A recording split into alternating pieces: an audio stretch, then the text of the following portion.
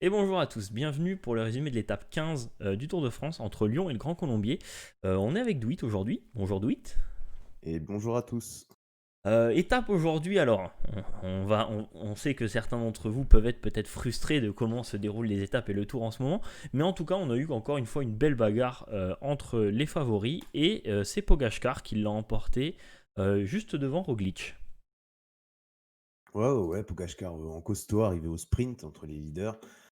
On n'a pas vraiment vu d'attaque.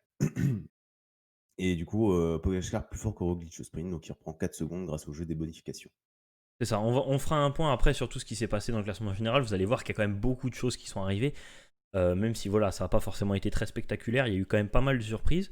On va revenir sur le déroulé de l'étape. Donc déjà, dès le départ, on a une grosse chute de Sergio Higuita qui se fait un petit peu faucher. Alors bon, c'est en partie sa faute parce qu'il regarde derrière au moment où ça tourne. Mais il se fait faucher par Bob Jungels, je crois. Et du Ouais, coup, c'est ça. il chute assez lourdement et du coup, il a abandonné suite à cette chute.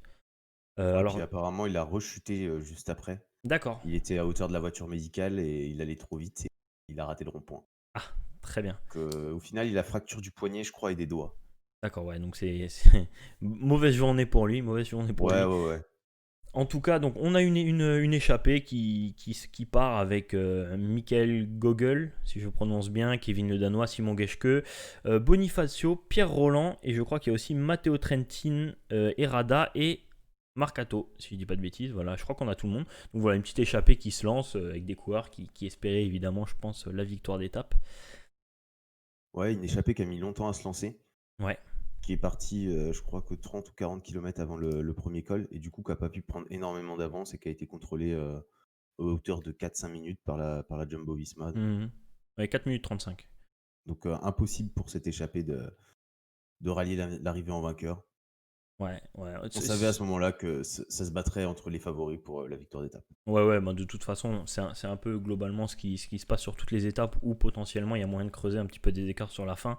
On a vu que bah, voilà, les leaders veulent aller chercher non seulement du temps, mais aussi les étapes. Ils laissent pas grand chose aux échappés en ce moment. On a quand même eu des tentatives, donc on a Google qui est attaqué de loin dans le col de la Biche. Il est parti tout seul, alors bon, il a assez vite craqué. Il y a notamment Pierre Roland qui est revenu sur lui, puis qui l'a lâché. Mais voilà, Pierre Roland qui du coup arrive seul au pied du Grand Colombier avec 1 minute 30 d'avance, je crois. Il a été très très rapidement rattrapé. Je crois que voilà, il a été repris à 13 km de l'arrivée. Je ne sais pas si vous vous rendez compte, mais en gros, le Grand Colombier, c'est à peine plus de 17 km. En 4 km, ils avaient déjà récupéré 1 minute 30. Donc, bon, Pierre Roland, il savait déjà très bien qu'il aurait aucune chance de remporter cette étape et que du coup, la bagarre allait être derrière. Bah, Pierre Roland, il s'est fait récupérer au moment où, Egan Bernal a lâché. Notamment, oui. Voilà. Parce que si vous avez pas vu l'étape, sachez qu'Egan Bernal aujourd'hui, il prend 7 minutes. Il 7 sort du minutes, top 10. clairement. Et c'est pas Donc le seul. On va voir qu'il y a un paquet de coureurs qui ont pris tarif aujourd'hui. Je pense à Quintana, je pense à Guillaume Martin qui a aussi perdu 3 minutes. Il y a quand même pas mal de coureurs. On va voir dans le classement général, on va détailler par la suite. Mais il y a vraiment beaucoup de coureurs qui ont perdu beaucoup de temps. Et ça fait qu'au classement général, il y a beaucoup de changements. Il n'empêche que du coup, la Jumbo Visma, comme on disait, ils ont un peu fait rouleau compresseur. Ils ont un peu fait lâcher tout le monde les uns après les autres. Pas forcément, voilà, comme disait Douit, il n'y a pas forcément eu de grosses attaques tranchantes, en tout cas pas avant le dernier kilomètre. si, il y a eu Ah Adam oui, pardon, Yates, il y a eu Adam Yates qui a essayé de partir tout seul, mais malheureusement, mais c'était pas tranchant non plus, quoi. ouais. Enfin, la Jumbo, il a attaqué alors qu'il y avait encore Wout van Aert, Tom Dumoulin, Sepp Kuss et bien sûr Primoz Roglic. Donc ça a fait écarter Wout van Aert tout de suite. Et Mhm. ensuite, il a été contrôlé à 10 secondes par Par, euh, par Tom Dumoulin, Kuss, je un petit crois. peu. Ouais, par Tom Dumoulin. Tom Dumoulin, ouais, du coup, qui a repris Adam Yates. Ils l'ont laissé un peu de temps, mais ils l'ont très, très rapidement rattrapé. Et du coup, c'est Roglic qui a attaqué à 600 mètres de l'arrivée, alors qu'il avait encore deux coéquipiers, donc Tom Dumoulin qui était encore en train de rouler, et Sepp Kuss qui avait quasiment pas roulé. Donc c'est dire la force de cette équipe Jumbo-Visma. Et à ce moment-là, voilà, on voit ils étaient 12 coureurs. Il y avait quasiment, voilà, il y avait Landa encore, Bilbao, Uran, Enric Mas, Valverde, Richie Porte et Miguel Angel Lopez, Adamies du coup qui était encore avec ce groupe, et Pogačkar. Et donc on a eu cette attaque de Roglic qui a été tout de suite repris par Pogačkar notamment. Je crois que Lopez était là aussi, Miguel Angel Lopez. Et il y a Sepp Kuss et Richie Porte qui sont revenus. Richie Porte qui a tenté une attaque. Alors ce qu'on disait en off, c'est que voilà, il a essayé d'attaquer, mais bon, c'était encore une fois pas très tranchant. On l'a vu, voilà, on va dire qu'on aurait presque pu croire qu'il prenait un relais, quoi. Ouais, mais un relais très appuyé qui a permis de lâcher quand même, qui a permis de lâcher les Valverde, les Pello Bilbao, les Dumoulin, les Uran, ça a fait une petite cassure aussi. C'est ça. Donc il a pris 10 secondes sur tous ses quasiment 10 secondes sur tous ses principaux adversaires maintenant pour une place dans le top 10, mais ou pour un podium, mais c'est pas les attaques incisives. Non. C'est vraiment ça roule très très vite et Et du puis coup ça c'est lâche un derrière. peu voilà, c'est ça, c'est de l'écrémage plus que de l'attaque. Ouais, tout à fait, tout à fait. Et du coup, au sprint, c'est Pogačkar qui a été meilleur que Roglic. C'est vrai que Ouais. alors moi, la fin d'étape, malheureusement, je ne l'ai pas vu en direct, j'ai regardé le résumé juste après. Mais à la radio, il disait que Roglic, il avait laissé un petit peu gagner Pogačkar. Vu les images, je ne suis pas vraiment sûr, hein. Je pense que Tadej était juste plus fort. Oui, je pense que Les jambes tournaient très très vite, en tout cas, chez le jeune Slovène. puis je vois pas pourquoi il le laisserait gagner. Enfin, Clairement, parce que on peut le préciser, il y avait quand même les bonifications, donc il a récupéré aujourd'hui 4 secondes sur Roglic. Ouais. Donc voilà, le classement de l'étape. Donc on a Pogačkar qui est premier, Roglic deuxième. Donc Richie Porte, ce qu'on disait, qui a fait une belle étape et qui va récupérer 3 secondes sur Lopez, 10 secondes sur Henrik Mas, etc., etc. Plus les 4 secondes de bonification. Pardon ? Il monte en puissance, Richie Porte. Hein. Clairement, on l'a vu de plus en plus en forme sur les étapes. Et autant il y en a qui sont en déclin total, comme Quintana, Bernal et Martin. Après, Martin et Quintana, c'est suite à leur blessure, mais autant Richie Porte, lui, c'est tout le contraire, c'est forme ascendante. Hein.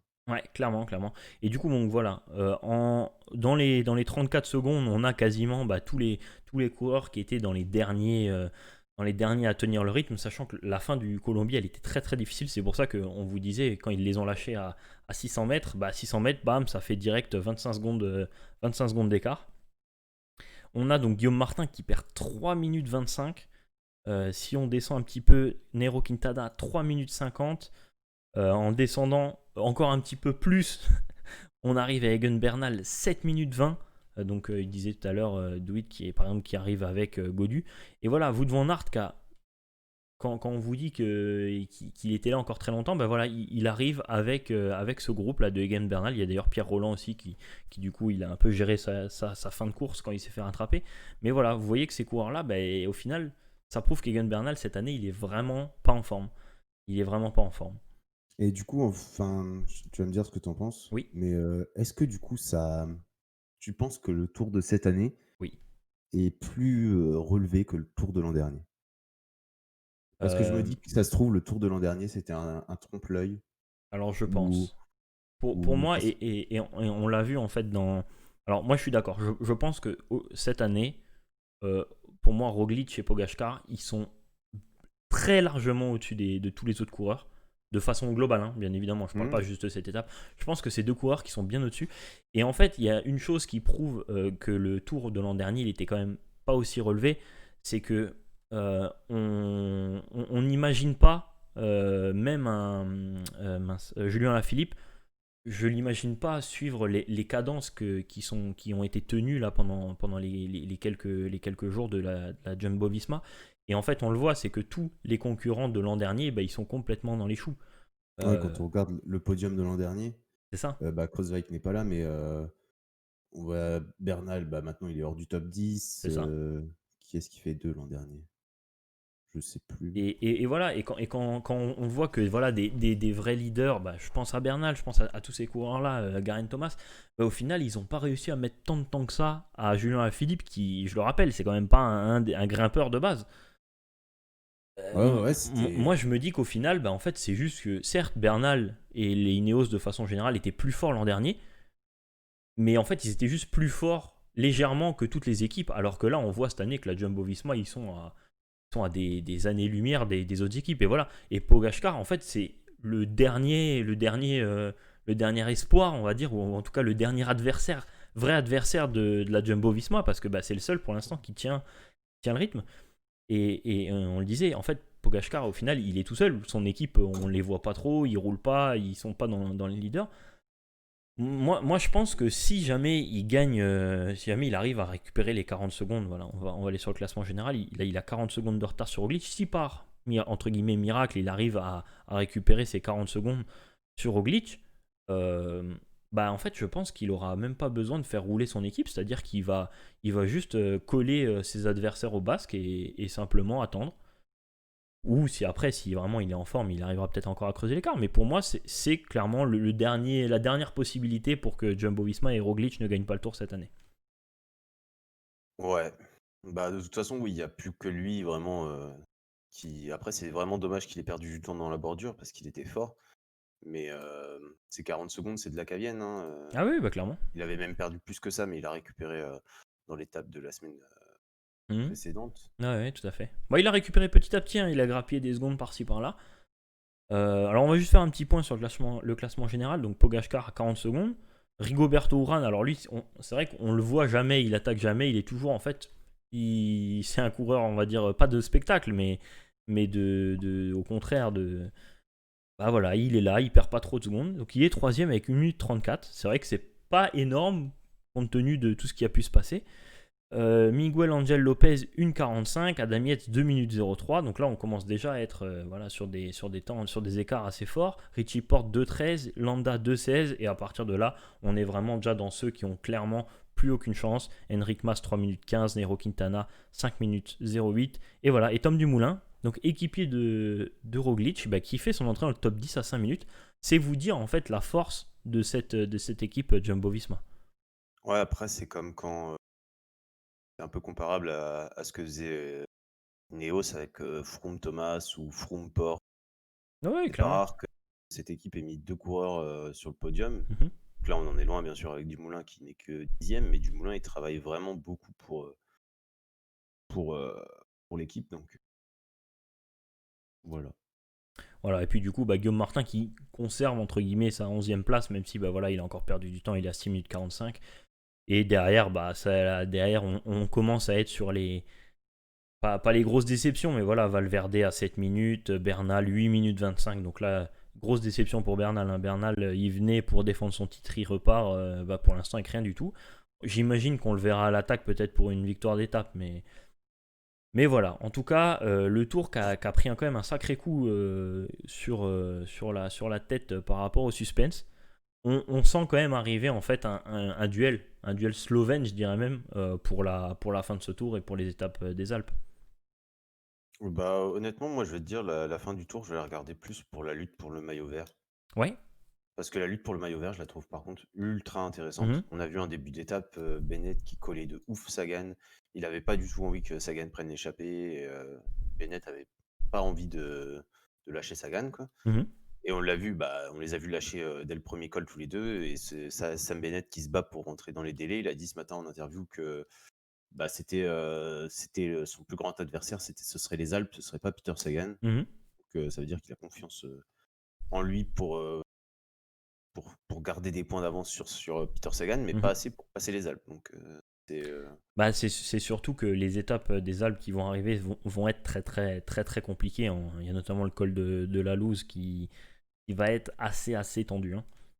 ouais, ouais, ouais, clairement. Donc Et juste pour la bataille au maillot vert, on peut juste noter comme ça que voilà, Sam Bennett, il a réussi à récupérer 2 petits points au sprint intermédiaire. C'est lui qui a gagné le sprint du peloton, donc derrière les 8 coureurs échappés. Et donc ouais, Sagan qui finit troisième de ce sprint du peloton et du coup qui perd encore 2 petits points au classement du maillot vert. Et donc bah, ça fait, hein, voilà, donc c'est toujours un écart qui reste, un écart qui reste stable. Là on est à 45 points. Ça fait encore beaucoup, mais voilà, on sait que Sagan, il peut encore aller chercher des trucs dans les Alpes. Je pense qu'aujourd'hui, il n'a pas forcément tout donné, parce qu'il savait que c'est pas forcément aujourd'hui qu'il allait pouvoir récupérer des points, mais on va le voir dans les étapes des Alpes, c'est pas impossible que ça arrive. ouais, clairement, ouais, il y a encore une vraie lutte pour ce maillot. Mhm. Après, pour le maillot jaune, bien sûr, qui a encore une vraie lutte parce que Pogačkar est pas dans les choux, mais il y a plus que Pogačkar et Roglic, quoi. Les autres, vraiment, enfin, vous pouvez parier ce que vous voulez, votre maison, vos enfants. Ils seront pas en jaune à Paris, les autres, sauf vraiment grosse chute ou gros Oui, c'est incident. ça. C'est-à-dire que bon, Rigoberto Urán, même s'il est toujours là, on le voit mal pouvoir récupérer ses 1,34 sans défaillance évidemment des deux premiers. Et Miguel Angel Lopez, c'est peut-être celui, on va dire, dans les pas favoris, qui peut peut-être sortir un peu son épingle du jeu. Ouais, puis je sais pas en fait, parce que Roglic et Pogačkar, j'ai l'impression qu'ils ont vraiment un niveau très similaire. Oui. Donc à voir sur le contre-la-montre qui aura lieu l'avant-dernier jour Mhm. au Belfi, ce qu'ils vont proposer, parce qu'on se souvient que Roglic avait perdu sa 3e place sur un Tour de France aux dépens de Chris Froome. Oui, Je sais plus en quelle année, c'était il y a 2 ans, je crois. c'est Oui, possible. je crois. C'est l'année où Thomas gagne, donc je crois que c'était il y a 2 ans. D'accord. Et voir si Pogačkar, le jour du contre-la-montre, pourra éventuellement faire la différence. Mais d'ici là, je ne les vois pas se départager vraiment. Mm. Ah ouais, mais en fait, c'est surtout ça qu'il va falloir voir. C'est que certes, il peut y avoir des écarts sur le contre-la-montre de la planche des belles filles. Il faudra surtout faire un point avant le contre-la-montre pour voir qui a encore potentiellement une carte à jouer. Parce que vu l'école qui arrive et vu les écarts que ces coureurs ont réussi à mettre sur une étape comme aujourd'hui, on sait pas, on sait que sur les étapes des Alpes, il peut encore se passer beaucoup de choses. Ouais, exactement. Du coup, demain, ce sera la journée de repos dans l'Isère. Donc, on aura voilà, une journée tranquille, une journée un petit peu off. Et on reviendra donc après-demain, mardi, pour l'étape entre la Tour du Pin et Villard-de-Lans, où là, on est de retour sur les étapes de montagne, un petit peu comme on a eu aujourd'hui. Une étape avec beaucoup de cols. Enfin, alors, c'est pas forcément beaucoup de cols, mais en tout cas, ils sont tous assez difficiles, globalement. Mais voilà, c'est ce qu'on disait. Sur une étape comme ça, typiquement, Peter Sagan, il peut aller récupérer des points au sprint, parce que c'est quand même assez vallonné derrière. Et puis, est-ce qu'on verra de nouveau un combat entre les leaders sur cette étape? Je l'attends peut-être un petit peu moins, parce que c'est vrai que le final, il est pas forcément... Alors, même s'il y a le dernier petit col juste avant l'arrivée, on a quand même une grosse partie plate, enfin, en descente plate avant l'arrivée. Et je pense que sur une étape comme ça, ils peuvent essayer enfin, ils peuvent laisser du temps à l'échapper en tout cas. Ouais, clairement, ouais. Je pense que là, ce sera plus pour un puncher, quelqu'un qui veut éventuellement jouer le maillot à poids. Donc, Mhm. et puis voir aussi, parce que c'est une étape de lendemain de journée de repos. Oui, Certains coureurs ont du mal à se remettre dedans après les journées de repos, donc faut voir, mais ça devrait pas être une étape des plus grands spectacles quand même. c'est ça. Alors juste un petit point au niveau du classement des grimpeurs, on n'en a pas parlé. Et ben regardez, en fait, Benoît Cosnefroy qui miraculeusement garde encore son maillot aujourd'hui. Mais voilà, rendez-vous compte que c'est Pogačkar et Roglic qui sont deuxième et troisième de ce classement. Donc c'est dire que ces deux coureurs, ils vont vraiment, je pense, tout ramasser d'ici la fin du tour. Ouais, là, franchement, ça va être compliqué pour Benoît Cosnefroy parce que derrière, c'est ceux qui se disputent les étapes à chaque fois, donc bon, C'est ça. Et surtout toutes les arrivées avec les points doublés. C'est surtout ça le ça. problème. Ok, écoutez, je crois qu'on a fait à peu près le tour. Sur ce, on vous souhaite donc une bonne journée de repos demain et un bon visionnage de l'étape de mardi. Et puis on vous dit à plus. Ciao, ciao. Ciao.